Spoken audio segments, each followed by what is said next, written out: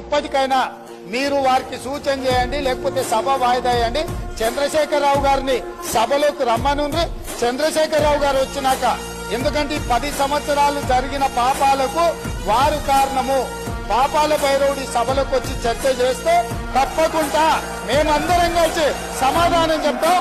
వారిని సభలోకి రమ్మనుండ్రి, చర్చ చేద్దాం.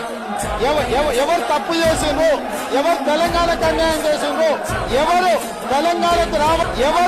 తెలంగాణకు రావాల్సిన కృష్ణానది జలాలలో వాటాలను ఎవరు తెగ నమ్ముకున్నారు, ఎవరు చేపల పులుసుకి అలసిచ్చిండ్రు, తెలంగాణ నీళ్ళ దోపిడీకి వారి సభలోకి రమ్మనుండి. చంద్రశేఖరరావు గారి సభలోకి వస్తే ఎంతసేపైనా మీరు మైకి అండి అధ్యక్ష. వారికి వీరికి ఏ అధికారము, ఏ హక్కు, ఏ అవకాశం లేదు. కాబట్టి చంద్రశేఖరరావు గారి సభ